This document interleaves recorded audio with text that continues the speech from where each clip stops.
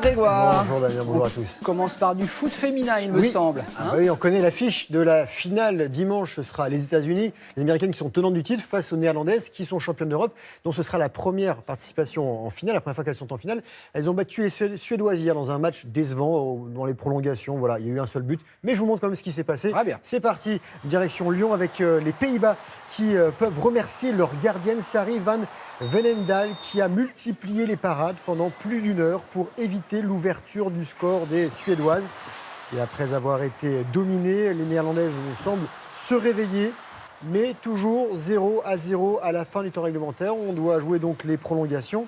Et c'est finalement Jackie Groenen qui inscrit le seul but de cette rencontre. Les Suédoises avaient terminé une fois deuxième et 2 fois troisième de cette Coupe du Monde. Et les Néerlandaises n'avaient pas dépassé les huitièmes de finale en 2015 lors de leur unique participation à ce mondial féminin. Brésil, Pérou, ce sera l'affiche de la finale de la Copa América. Ça se passe au Brésil. Les Péruviens ont dominé cette nuit les Chiliens, double tenant du titre. Victoire 3-0, but de Flores, Yotun et Guerrero. Le Pérou qui a été titré en 39 et 75 et le Brésil qui a été sacré à 8 reprises. La dernière fois, c'était en 2007.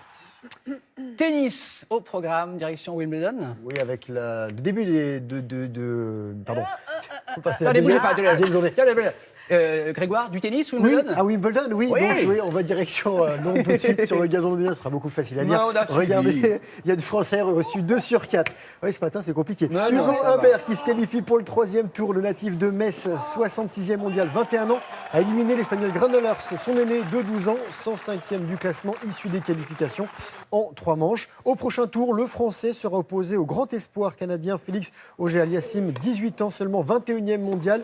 Il s'est défait d'un autre Français, Corentin Moutet, en 4 manches. Benoît Paire, lui, menait 2-7-0 face à Minor Kekmanovic. Le Serbe s'est blessé à la cheville et il a jeté l'éponge. Et Jérémy Chardy, lui, a été largement dominé par le Belge Goffin, 6-2, 6-4. 6-3 et ça passe pour Djokovic. Lui, il s'est baladé sur le gazon londonien, la tête de série numéro 1, le voici, n'a fait aucun cadeau à l'Américain Kudla, 111e, 6-3, 6-2, 6-2.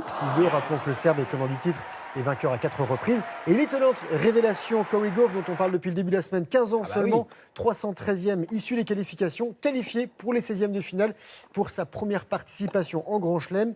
Elle a éliminé la Slovaque Rybarikova, 6-3, 6-3. Parfait, Grégoire. Vous avez également du trail à nous montrer. Trail. On va partir, on était à Avoriaz en Haute-Savoie. On va rester en Haute-Savoie. Bah oui, c'est pour ça, c'est pour faire le truc. Avoriaz, en Haute-Savoie. On va rester en Haute-Savoie. On va rester dans les Alpes. Direction Chamonix. Regardez, Chamonix avec le marathon du Mont-Blanc. Voilà, du côté de Chamonix. Deuxième étape du Golden Trail Series. 2336 coureurs au départ des 42 km. Quelques 2700 mètres de dénivelé dans un décor splendide. Voilà, ça vous fait plaisir.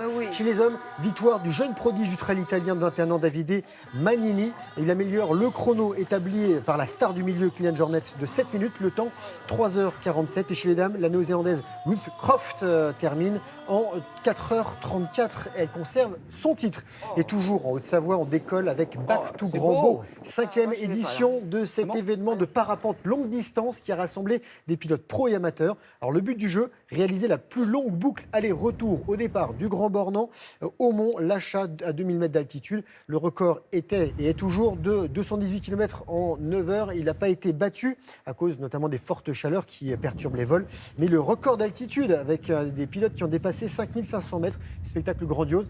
Et à partir de dimanche, il y aura les championnats de France de longue distance, toujours au Grand Bornand. Bravo. C'était la chronique de Grégoire Tournonne. Tournonne. Merci, Grégoire.